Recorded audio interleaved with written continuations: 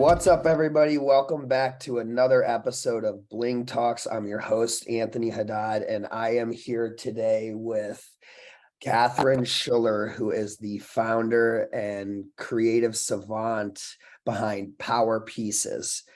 Catherine, thank you so much for being on here. I know you're busy. I know you got a lot going on, and I really appreciate it and cannot wait to dive into this with you because it is super cool and super unique.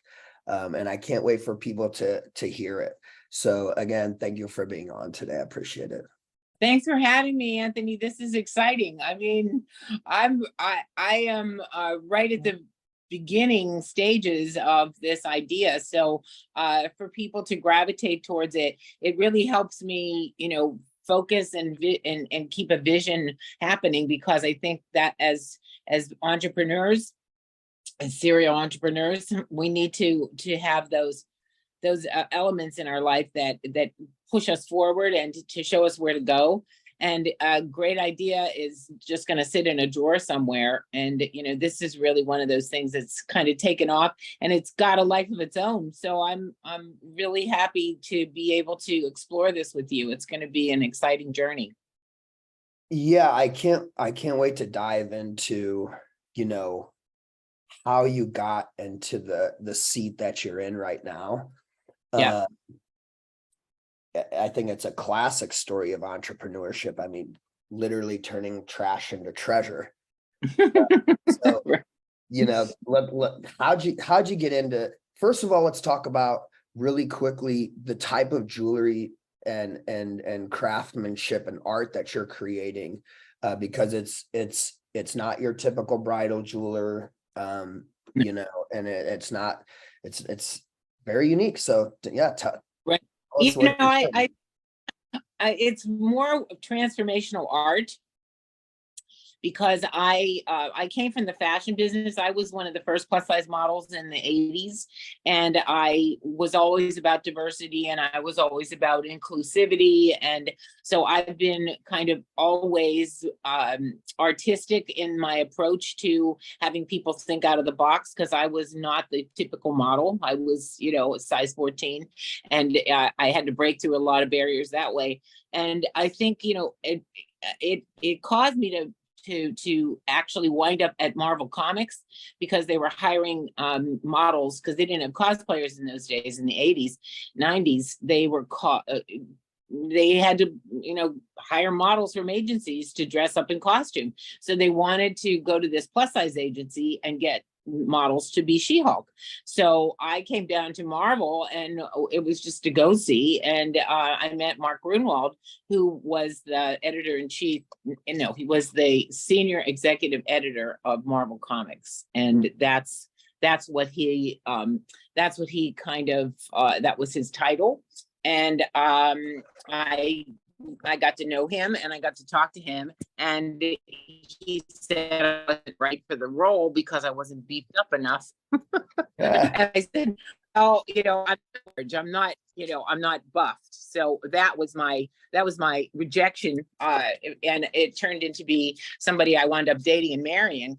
And I said, it just you never know where life's going to take you, or what's going to happen to you. And I was suddenly thrust into this comic book world, and I got very hooked on it. And I loved the creativity of these people who were living by their wits like I was, and thinking up stories and characters, and working with Stan Lee. And I just never really was exposed to that.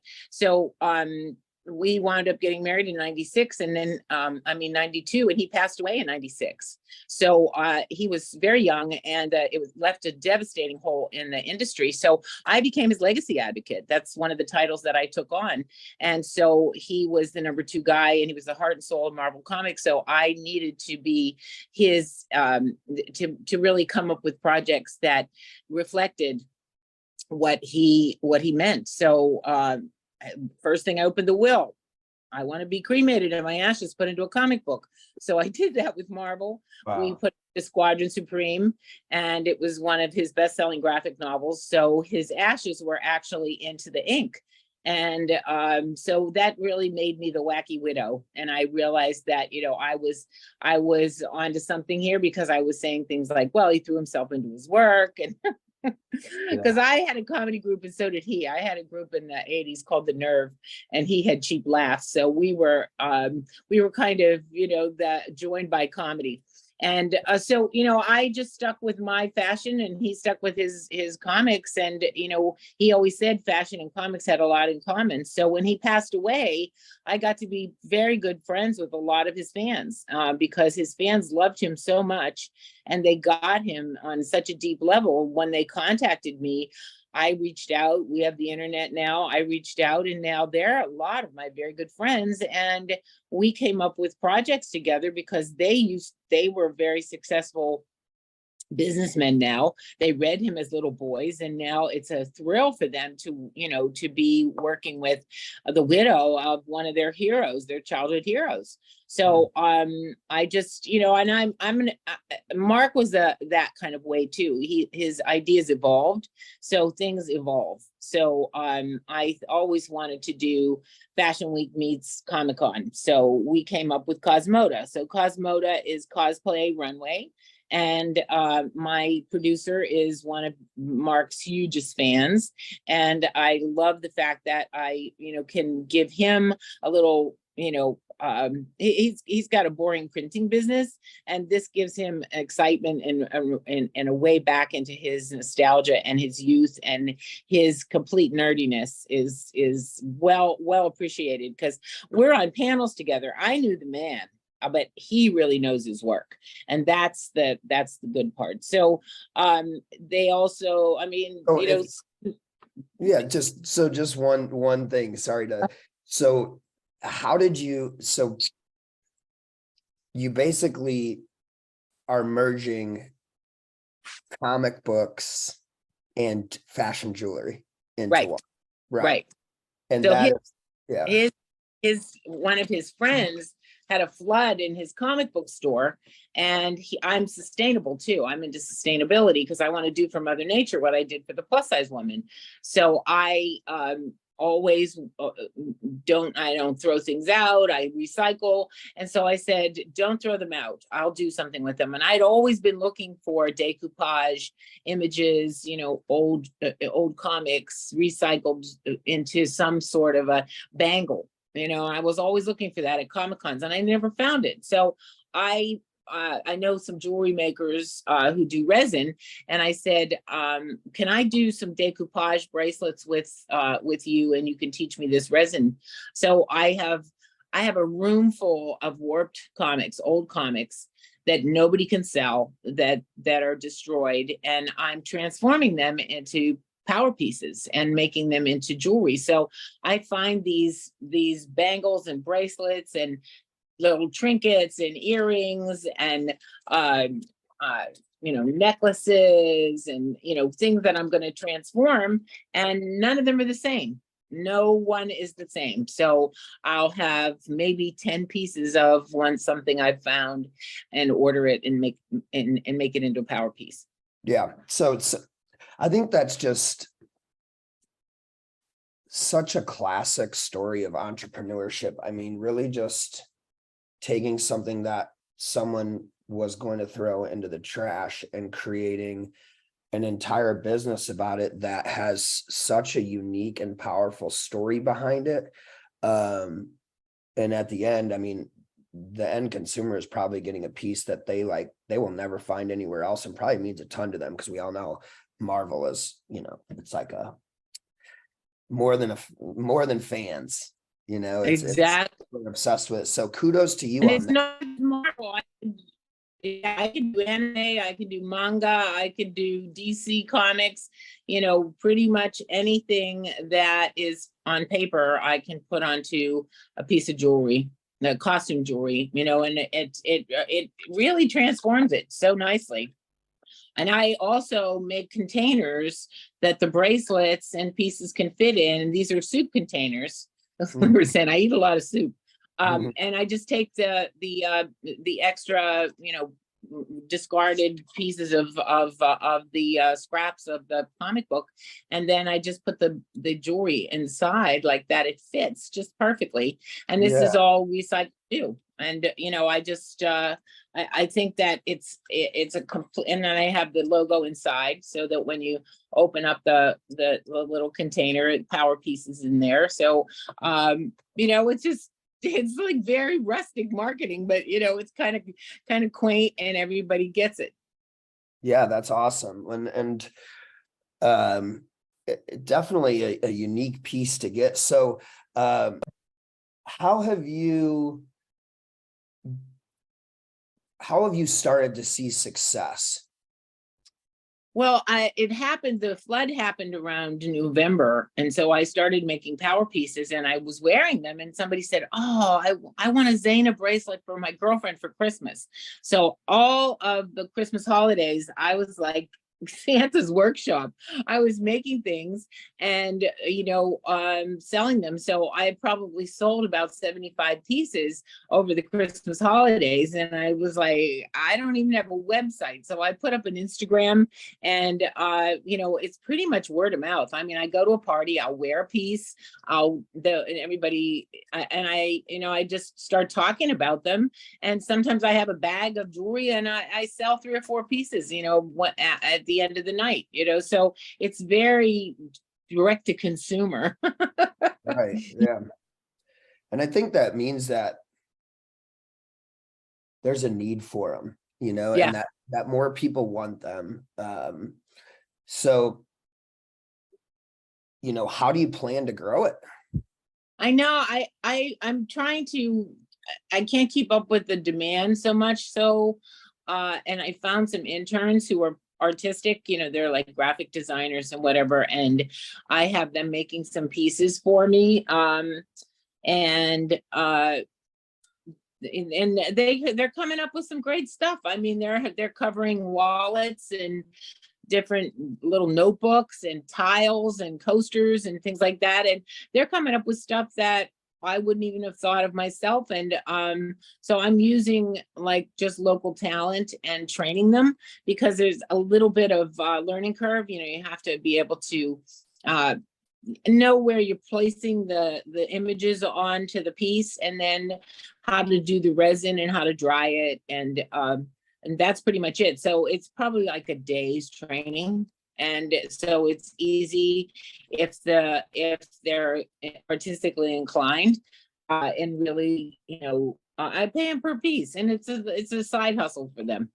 So I could probably, roll it out even more. I've just been asking around and getting my friends, who have interns who, the summer has been good because they have time on their hands. But I really enjoy working with other artists who are doing their pieces, and then I'll do power pieces by Stephen Carrero, so I could actually have a visiting artist do a series too. So things are coming to me, things are dawning on me, ways to market it. And I'm down in Industry City, a boutique down there really likes stories and narratives behind the artwork. And it's all Brooklyn made. And I don't live in Brooklyn per se, but I do a lot of work down there. And I curate the fashion shows. So I'm in the store. I'm in Brooklyn made, so I'm starting to get placed. And I also, I was out in Cheyenne, Wyoming, and I'm starting Cheyenne Fashion Week, and there's a lot of people moving in from Denver there. So I'm going to do a whole Roy Rogers and Dale Evans power pieces for all of the cowboy community. So, I mean, I can really theme it out, Anthony. I can really. Yeah, you have a lot of addressable audiences yeah, and different types of, lanes you could go down. So, right. And customize, everybody likes everybody likes the customization aspect of it, so if you go into Cheyenne, Wyoming, you're not going to do Iron Man, you're going to do Dale Evans and Roy Rogers and Trigger, so, and that's going to be kitschy and cute and right in the pocket of what they want. And they have all these kind of stores, these Annie Oakley stores. And I took a look at that and I said, you know what, I'm going to find some old Dale Evans and Roy Rogers comic books and make them.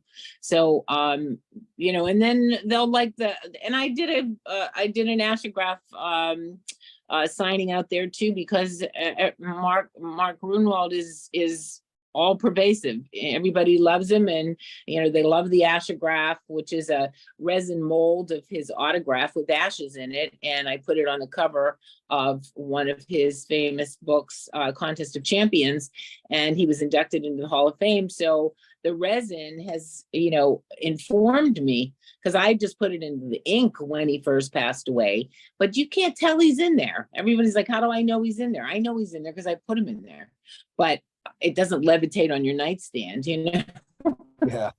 Wow. So I created this resin mold of his autograph and just sprinkle the ashes in there. It dries, I pop it out, and it really looks like cement. It's like his cremains are actually been able to see. And I just got that idea from seeing flowers and resin bracelets. And I was like, I bet ashes are going to work in there. And it did. So, it's kind of like, that's the way your mind works, and you think up other things to do. And so resin has opened up a whole genre of artistic expression for me. Amazing. Yeah, that's amazing. So I want to ask about, probably a couple more questions. I want to ask about customization. So can someone send you a bracelet and have something custom made by you? Do you have certain pieces that you typically work with? And feel free to show a couple of them, so yeah, that I do. I find some pieces in stores, like this piece I made with Billy Tucci's old moldy comic book, and you can see the mold in there actually adds to the integrity of the piece, because it's not just a white background, but his autograph is on there. And I just found this bib necklace, and it looks kind of cool. And then somebody was wearing it as a visor too. And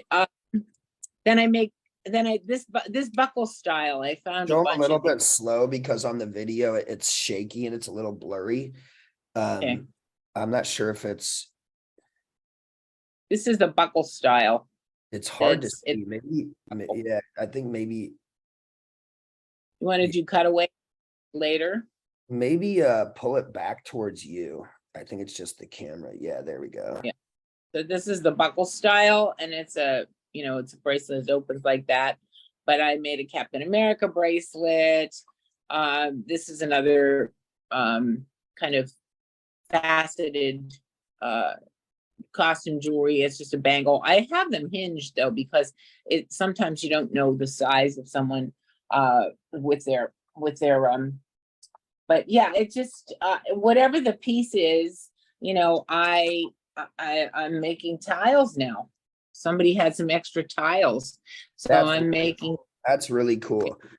You could use it as a coaster, or you could hang them on the wall. This is a Captain America one I made because Mark wrote Captain America longer than anyone, so I always make Captain America one if I can.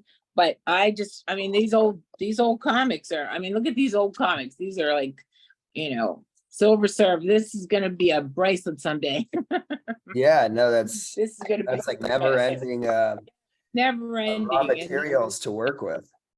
I have these geodes that are like just those kind of glass geodes, and I made this for a woman who loves Wonder Woman. And I always choose some balloon. It says always, it never stops. So I wish that you could see it clearly right now, because I've seen some of these and they are like, so detailed, and it's just the quality of the video right now. I don't know if you can see it. It's a little blurry, but we'll definitely be able to give the Instagram page and all that stuff. But the work is amazing. And thank you, Anthony. Oh my gosh. You're a rock star for sure. Super cool. I'll ask, you know, really one more question as far as, you know, how do you plan to use technology, AI, any of that type of stuff to grow the business? And if it's something that's just completely foreign to you, that's totally okay. It's very new stuff. But I don't intend I can write my own content in a way. I've used Chat GBT, and it doesn't have enough soul for me because my story is very deep. So it misses a lot. But I think in terms of making like an NFT or, have some artificial intelligence that shows you what the bracelet could look like ahead of time.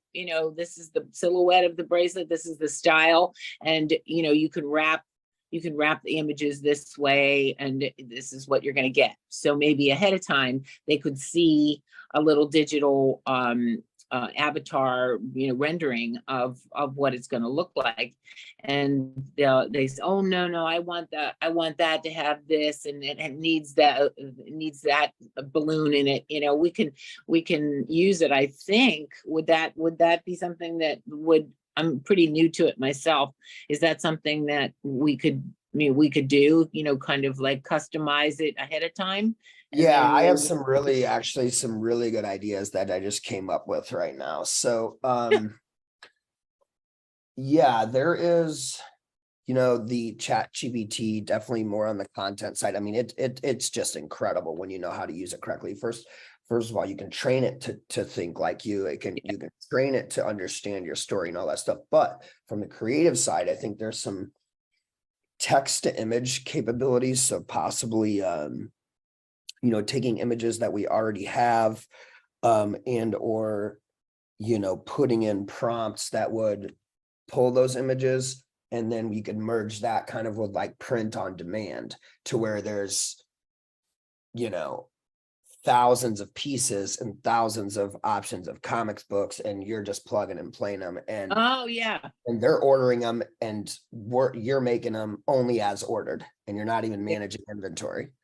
that's it. I really want to do that because if you have extra pieces, that's not sustainable, In addition to that, one step further that we could do is then we can go out to all the jewelers and all the art galleries and give them a link to, your print on demand platform, and they can have their customers ordering from that link.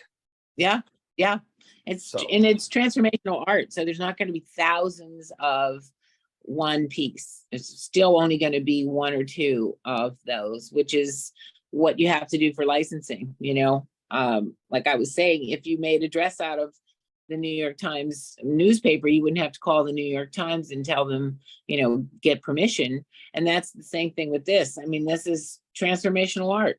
It's just, pieces of paper, and it's not an image per se. If it is, then there's only one of it. And, right. Marvel kind of looks the other way in that, because I learned from Neil Adams, it's called embellishment.